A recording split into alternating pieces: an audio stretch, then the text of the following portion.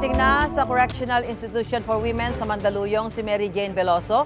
Doon siya idiniretso mula sa NAIA Terminal 3.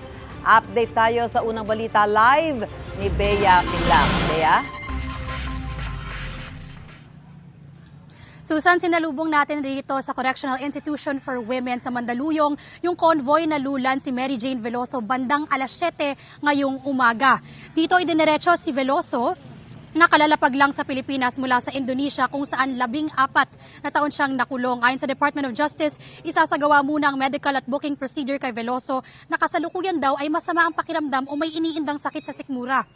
Mauuna yan bago siya bigyan ng oras na makasama ang mga kaanak niya. Ayon sa Bureau of Corrections, sa dating detention cell ni Cassandra Leong mananatili si Veloso. Pinagbigyan din daw ng CIW ang hiling ni Veloso na adobong baboy at pastillas, ilan sa kanyang mga paborito. Isa sa ilalim si Veloso sa 5 araw na quarantine na bahagi ng protocol sa CIW. Matapos niyan, meron ding 55-day orientation, diagnostic evaluation at initial security classification na isasagawa para kay Veloso. Kapag nakumpleto na ito, saka lang siya may lilipat sa detention cell na i-assign sa kanya. Pero patuloy ang panawagan ni Veloso, mga kaanak at taga-suporta niya na mabigyan siya ni Pangulong Bongbong Marcos ng full at absolute clemency. Susan, hanggang ngayon wala pang katiyakan na binibigay yung Malacanang kung mapapabibigyan yung hiling ng kampo ni Veloso. Samantalang ngayon, nakaantabay tayo sa pagdating naman ng kanyang mga kaanak dito sa Correctional Institution for Women dito sa Mandaluyong. Susan?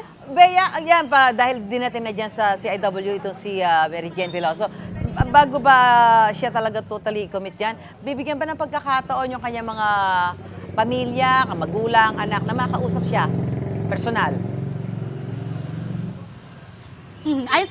Susan, ayon sa Department of Justice, ay mauuna muna yung booking at medical procedure kasi nga merong iniindang sakit si Mary Jane Veloso. Pero pagkatapos niyan, ayon kay DOJ spokesperson Miko Clavano, ay bibigyan naman siya ng oras na makasama muna yung kanyang mga kaanak. Okay, maraming salamat, Bea Pinlang. Gusto mo bang mauna sa mga balita? Mag-subscribe na sa GMA Integrated News sa YouTube at tumutok sa unang balita.